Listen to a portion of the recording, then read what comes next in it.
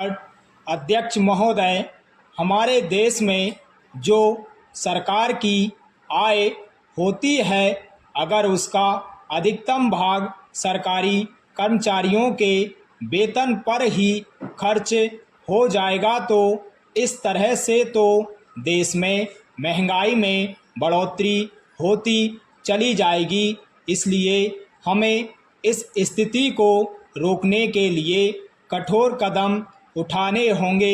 आज देश में जो लोग भी काला धंधा करते हैं उनके साथ कड़ाई से निपटना होगा और जो बड़े बड़े व्यापारी हैं उनके साथ भी सख्ती बरतनी होगी। सरकार की इस समय जो नीति है, उसकी जो विचारधारा है, उस पर हम सबको पुनः विचार करना होगा, जिससे देश की हालत में सुधार हो सके।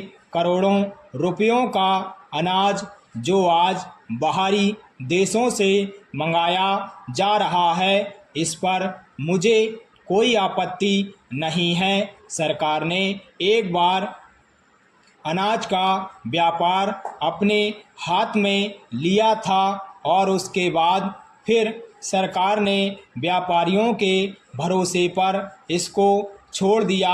व्यापारियों ने जनता और सरकार दोनों को धोखा दिया और इसका परिणाम यह हो रहा है कि खाद्यान्न की कीमतें बहुत ज़्यादा बढ़ गई हैं और वह आम जनता को आसानी से उपलब्ध नहीं है। इस संबंध में हमारी सरकार ने अभी तक जो कदम उठाए हैं वे भी सहायक सिद्ध नहीं हुए हैं।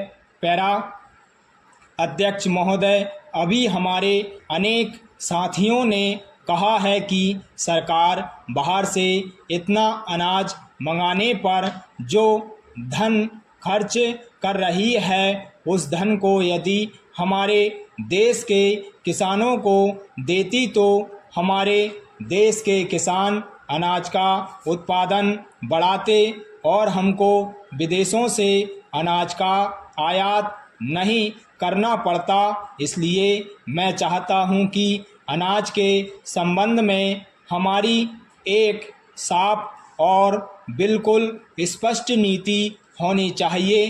किसान को क्या चाहिए वह हम उसे दें और किसान से क्या लेना है उसका मूल्य निर्धारित करें। इसके लिए हमें एक राष्ट्रीय मूल्य नीति का निर्धारण करना होगा।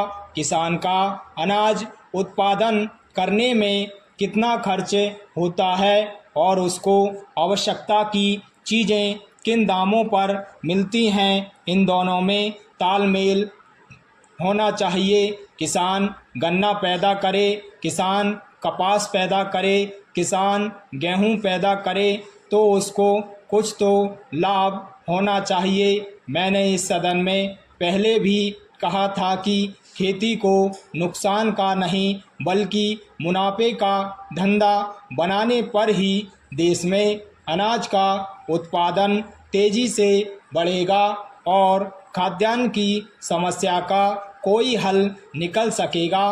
पैरा अध्यक्ष महोदय, आप कहते हैं कि 1 इंच जमीन भी मत छोड़ो, हर जगह अन्न पैदा करो, लेकिन हमारा इलाका ऐसा है जहां पानी नहीं है, इसलिए हम अन्न का उत्पादन नहीं कर पाते।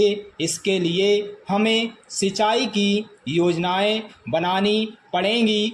पानी जहां से मिल सके वहां से लेना होगा। इसके साथ ही किसानों को खाद, डीजल, सीमेंट, बीज आदि ज़रूरत की चीज़ें उचित दामों पर मिलें। इसके लिए सरकार इनके वितरण की व्यवस्था अपने हाथ में ले, तभी हमें इस काम में सफलता मिल सकती है, अन्यथा नहीं। ऐसा करने के लिए हमें इन सारी समस्याओं पर बड़ी गहराई के साथ विचार करना होगा।